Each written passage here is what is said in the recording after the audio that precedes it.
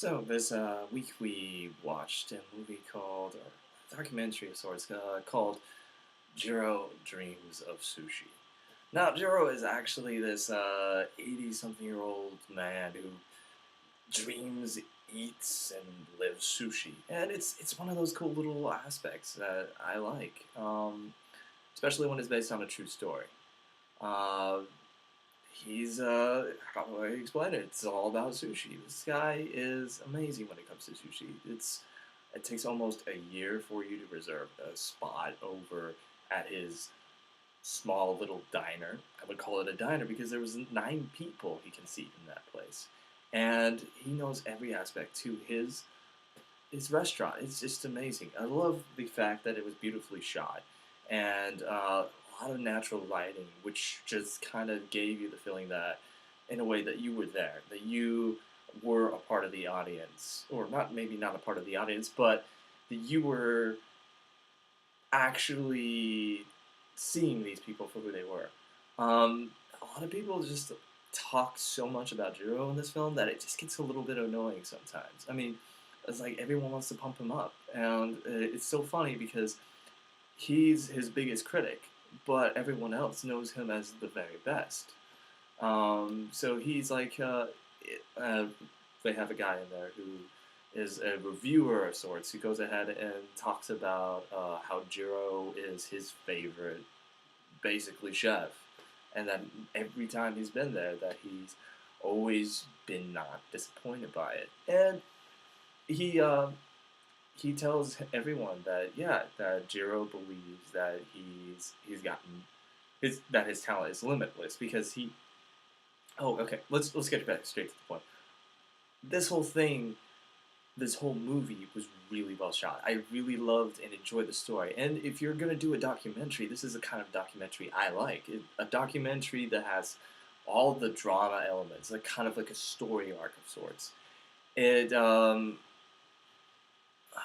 to explain it? It's got so many kind of ups and downs that you're just like, at first you're not sure as to what the theme of the story is. At first it's about how disciplined and how amazing that the sushi chef is, and then you see him and they talk about his life in general. They talk about his family life, how it's kind of never really he's never been really a really good parent, but then they show him as being someone that wants to secure um, some sort of uh, basically living for his son. So he encourages them to go into the sushi business with him, and it's really funny because they talk about all the apprentices and how he's hard on everyone, and how it takes 10 years for them to go ahead and build up to cooking eggs, which the eggs actually look like cake, which kind of threw me off a little bit.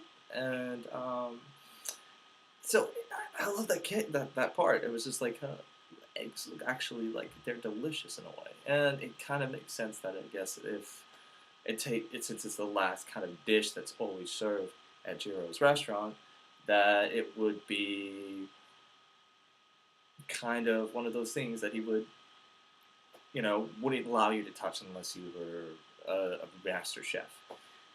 The whole thing kind of just blew me away in a way. It's just, like I said, documentaries that take me on a journey, that take me in the story element, always bring me some sort of joy. And it's just like if more documentaries are like this and not like kind of like PBS documentaries where so he begins his story. I never really was comfortable with those kind of things. There's a place for that because it is about not intelligence, but knowledge and sharing knowledge, and kind of more of a class setting of sorts.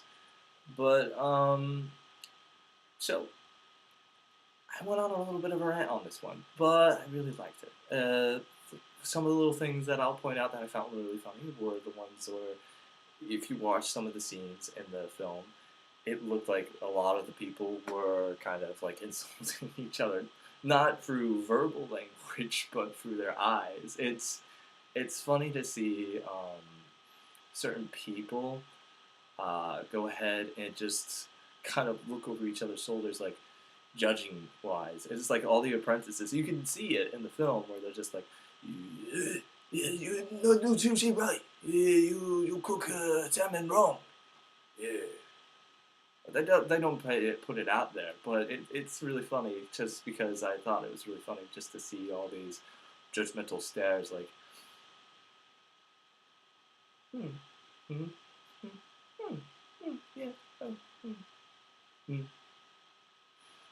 hmm, that kind of thing. And another thing is, I loved how they pointed out that Jiro has this thing where